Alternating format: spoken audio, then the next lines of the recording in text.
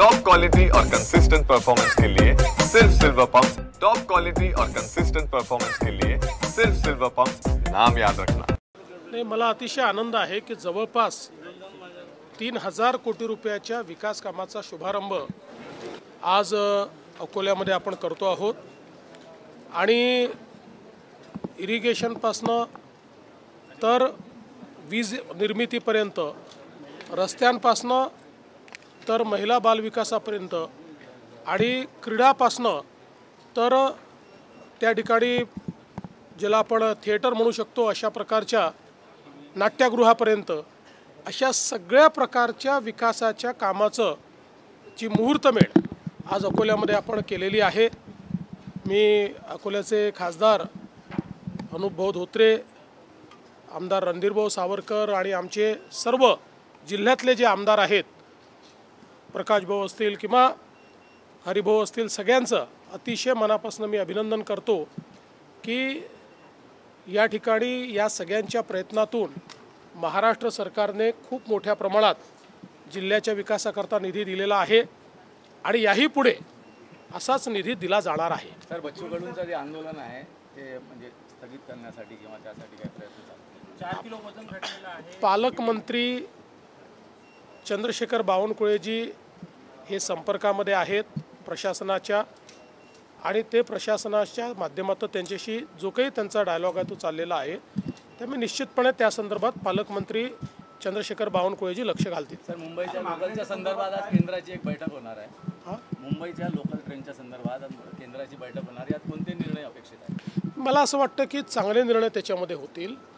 कारण सविस्तर माझ्याशी केंद्रीय रेल्वे मंत्र्यांनी ज्या दिवशी ॲक्सिडेंट झाला त्या दिवशी चर्चा केली। विविध उपाययोजना काय असू शकतात या संदर्भात त्यांनी चर्चा केली। त्यामुळे मला असं वाटतं की आता त्यांचे निर्णय झाल्यानंतर आपल्याला ते समजतीलच, पण चांगले निर्णय होतील। सर, महापालिका निवडणुकीत आपली काय भूमिका असणार आहे? कारण नागपूर महापालिकेत भाजपने असं म्हटलंय की आम्ही स्वबळावर। असं आहे की भारतीय जनता पक्षामध्ये अशा प्रकारचा निर्णय करण्याचा अधिकार हा आमचे अध्यक्ष, कार्याध्यक्ष आणि आमचं जे इलेक्शन कमिटी त्यांना आहे, बाकी कोणालाही हा अधिकार नाही। आमची भूमिका पक्की आहे। महायुतीमध्ये आम्ही निवडणुका लढणार आहोत। एखाद्या ठिकाणी जिथे शक्य नाही त्या ठिकाणी मैत्रीपूर्ण लढत होतील। हो, संजय राठोड यांच्या खात्यात बदल्यांच्या याच्यात मोठा अनियमितता आहे असा आरोप होत आहे। पुरावा दिला तर आरोपात अर्थ आहे, नुसता आरोप करून फायदा काय आहे? उद्या कोणी काही आरोप करेल, जर कोणाजवळ पुरावा असेल तर तो पुरावा त्यांनी नक्की द्यावा। मी आणि एकनाथराव शिंदे आम्ही असा पुरावा मिळाला तर जरूर त्या संदर्भात त्याची पडताळणी करू। आज मराठा आरक्षणाबद्दल सुनावणी आहे, काय अपेक्षित आहे? नाही, मला माहिती नाही। बावनकुळे साहेब असं कधी करू शकत नाही। तुम्ही ओळखता बावनकुळे साहेबांचा स्वभाव कसा आहे, कधीच दमदाटी करत नाही ते। त्याला तो विषय संपलेला आहे।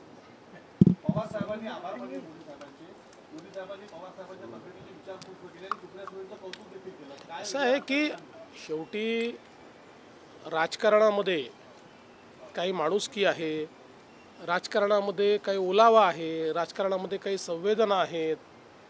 आम्ही वारंवार असं सांगतो की आम्ही राजकीय विरोधक आहोत, म्हणजे वैचारिक विरोधक आहोत। आम्ही एकमेकांचे शत्रू नाही, राजकीय शत्रुत्व बिलकुल नाही।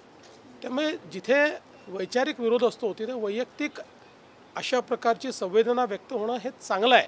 हे सुदृढ लोकशाहीचं एक प्रमाण है। कुछ बदलाव होगा या किस चीज में बदलाव करेंगे भैया? राजनीति में कुछ फेरबदल होगी या फिर ये राजनीति में हर क्षण फेरबदल होते रहते हैं, लेकिन 5 साल तक हमारी सरकार रहने वाली है और हम तीनों साथ में ही रहने वाले हैं। सर, दोन्ही राष्ट्रवादी एकत्र येण्याची चर्चा चालू आहे, त्यासोबत दोन्ही ठाकरे एकत्र येण्याची चर्चा चालू आहे।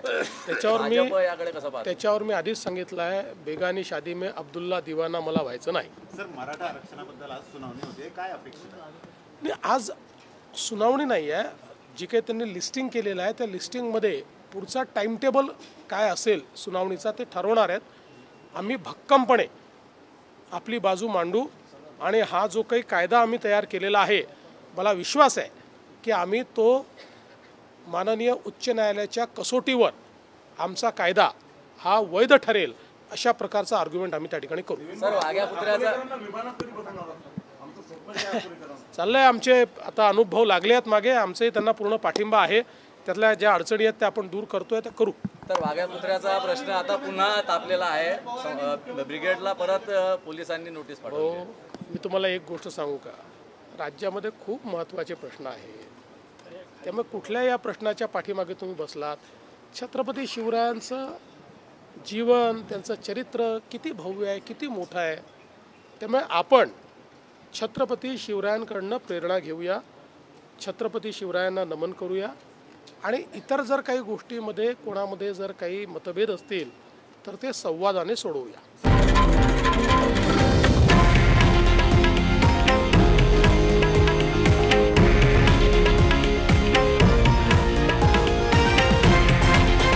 हे आहे देशातील नंबर 1 न्यूज नेटवर्क आणि आपण पाहत आहात TV9 मराठी, एकमेव.